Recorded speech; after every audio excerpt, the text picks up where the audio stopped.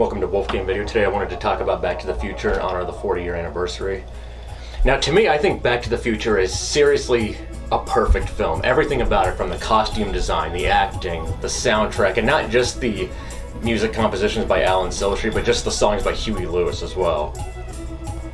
And then what I really love about Back to the Future is just the overall origin story of how it came to be. You know, Bob Gale came up with the idea after looking through one of his dad's old yearbooks, and he couldn't help but wonder, I wonder if I would have got along with my dad if I would have grown up with him in high school. In which I used to think the same thing. I used to look through my dad's old yearbook, which was from like 1975, and I remember even having a dream one time where I was riding with him and his buddies who were, grew up to be surfers. So I just always couldn't help but wonder the same thing. And this is way before I knew about the origin story of Back to the Future. But I think what stands out in this film is the overall relationship between Doc and Marty, because I love how there's no explanation of how they met or how long they've even been friends. I like to think that they just kind of leave it up to the viewer to leave that kind of open-ended.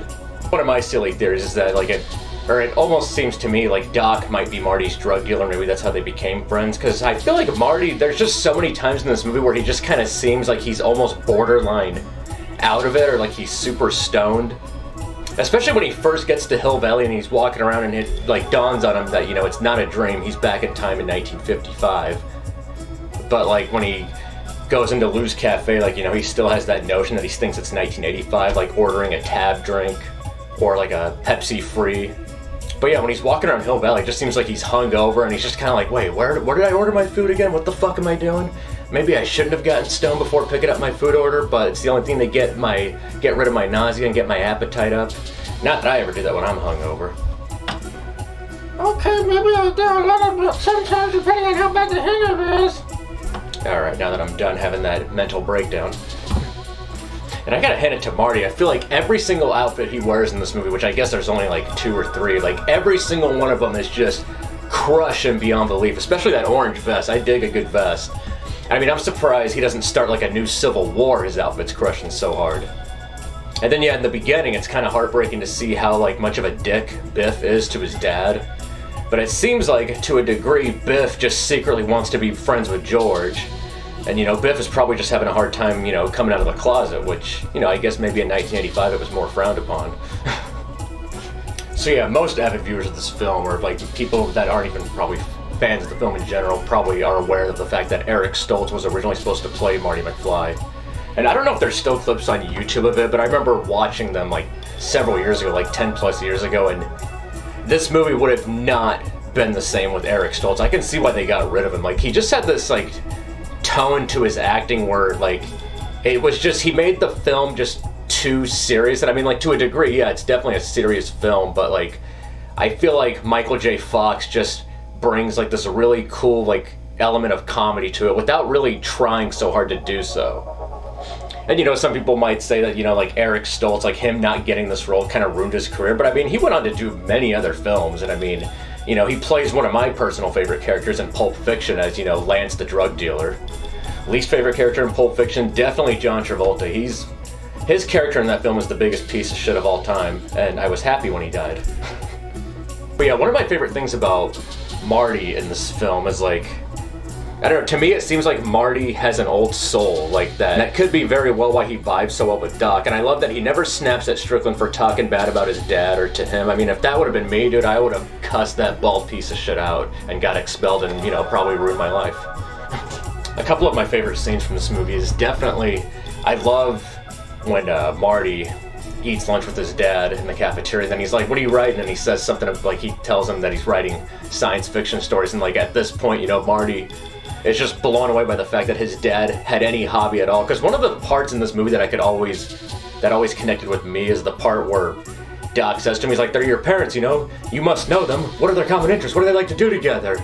And even when I was a kid, when he says, Marty's response of just, well, nothing. I always felt from there, because it's I feel I mean, no disrespect to my parents, I love them both to death, but I feel that was kind of maybe that's why the movie grew on me so much when I watched it when I was so young, because I'm just yeah, what the fuck do my parents do together besides be boring? But so I think it's great that he's in such shock to find out that his dad is into writing science fiction stories, And then, like, that's when he finds that he can relate so much to his father about, like, you know, like, when his dad tells him, you know, what if people told me they were no good. I don't think I could take that kind of rejection, which is what he says similar at the beginning about, you know, sending the audition tape in for his band's audition rehearsal. Yeah, one of my other favorite parts is, of course, yeah, obviously you got the Johnny Be Good part, which is great, but I gotta say, like, that's such a dick move of Marty to just start going into, like, crazy, like, Jaeger bomb solo mode. It's like, hey, dude, you're playing with a band, work off the other people. And it's not even his band, they like let him sit in, but he's just like, you know what, fuck it, I'm gonna make this all about me. So that's the one part where he's kind of a dick, but I get it, you know, he gets too excited, he lets the music take control of him, and yeah, only one of the most epic music scenes in movie history, no big deal. Yeah, this movie is actually how John Mayer got into wanting to play guitar. I feel like a lot of people probably wanted to play guitar after seeing this film.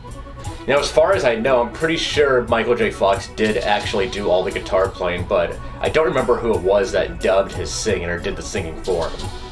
I think it's funny how polar opposite Marty's parents are, like back in 1955. I mean, George is kind of like this sci-fi nerd, like a aspiring writer, or at least to himself. But then Lorraine, man, like she fucking rules. And first of all, Lorraine's parents, like their house slays on every single level. All those lamps they have, and then Lorraine's room, it looks like something out of like an antique store that you would go into nowadays and be like, oh cool, I would like to buy all this stuff, but then I'll go bankrupt.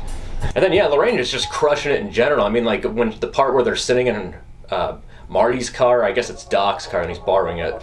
But yeah, when they're sitting in the car and she like takes the swig of liquor and she sparks up a cigarette, like dude, that's like my mode anytime I get more than 2 days off. And then yeah, I'm totally with her when she's like, don't be such a square, anybody drinks. Like Marty's a fucking buzzkill in that part. And you know, I gotta say, I always found it so impressive the fact that George McFly knocks out Biff in just one punch. I mean, the dude should have joined like an MMA gym or like learned some type of martial arts, and he could have maybe gone on to be an MMA fighter for all we know. Maybe that's where Marty gets it from, because I feel like Marty really doesn't take shit from anyone, especially Biff, who like outweighs him and is way taller than him. Like I gotta hand it to Marty, he's got some balls. You know what I love so much about this film is no matter how many times I watch it, I never get tired of it. I always notice something different. And there's just so many different possibilities for the film's timeline. And of course the impeccable pacing. I mean, like this movie for 2 hours, like it just goes by. Like it's some of the best, it's one of the best flowing films ever. And like, you know, there's without a doubt, this is my #1 favorite movie, you know, right next to, it's tied with Swingers and of course The Goonies. But yeah, I think no matter how many times you've seen this movie, if you haven't seen this movie, like just, wow, you're crazy, you need to give it a go. Like, this is like mandatory for breathing on the planet Earth. But yeah, even if you've seen this movie a million times, I think it's always worth going back and rewatching it. This is just a classic, absolute masterpiece by Robert Zemeckis.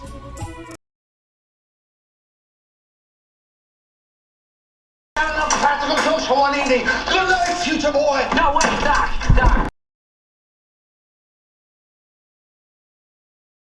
Two of them. Wow, you must be rich. Oh.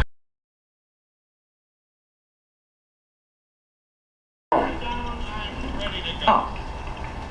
Yeah. Oh.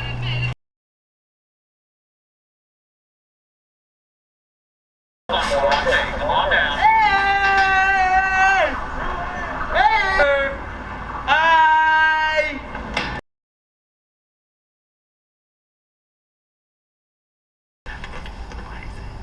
5, 10, 11, 12, 13, 14, 15.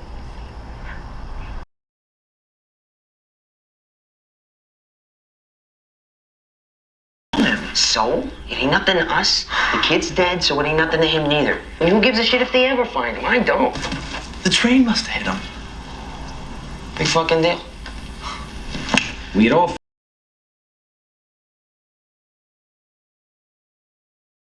Come on, let's go spend some money.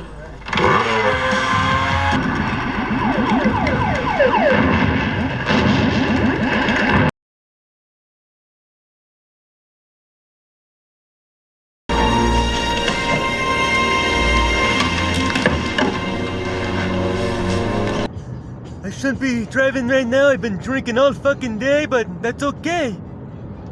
5 drinks an hour gives you more power. I'm on my way to Goodwill right now in Lincoln City. I'm getting fucked up!